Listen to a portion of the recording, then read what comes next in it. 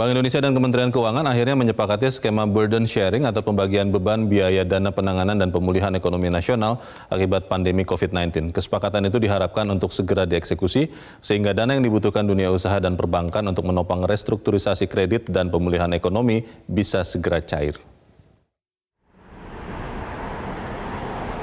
Dana penanganan dan pemulihan ekonomi nasional akibat COVID-19 yang bersumber dari surat berharga negara akan segera cair setelah pemerintah dan Bank Indonesia menyepakati pembagian beban biaya tersebut.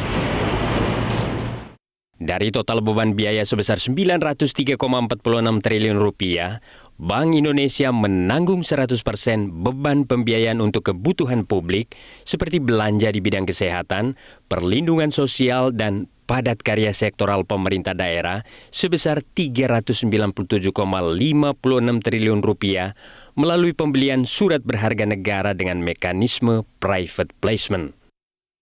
Sementara pembiayaan non-public goods untuk mendukung UMKM dan korporasi sebesar Rp123,46 triliun ditanggung pemerintah melalui penjualan SBN ke pasar dengan beban bunga yang ditanggung bersama BI dan Kementerian Keuangan.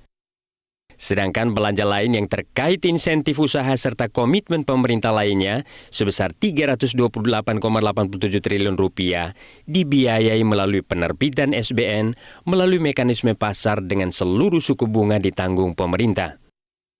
Untuk yang 397 ini karena dasarnya adalah pandemi COVID super extraordinary condition, makanya ini hanya berlaku untuk tahun ini saja atau yang disebut one off policy. Itu yang tadi disampaikan. Sehingga ini betul-betul Bu Menteri dan saya memikirkan secara baik kebutuhan dari APBN, kebutuhan bagaimana kebijakan moneter, kebutuhan untuk segera mengatasi berbagai permasalahan, pemulihan ekonomi itu bisa dilakukan secara bersama.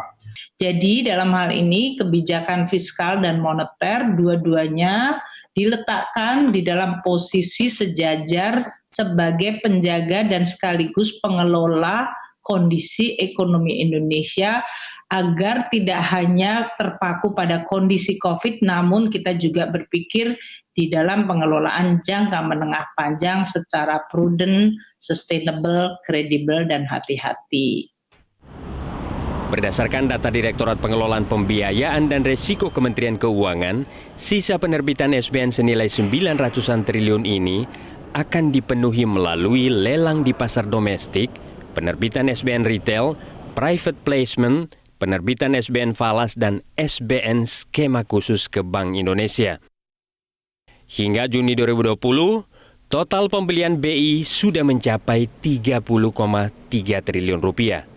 Pembiayaan ini diharapkan dapat membantu likuiditas dunia usaha untuk mempercepat pemulihan ekonomi nasional. Tim Liputan, Metro TV.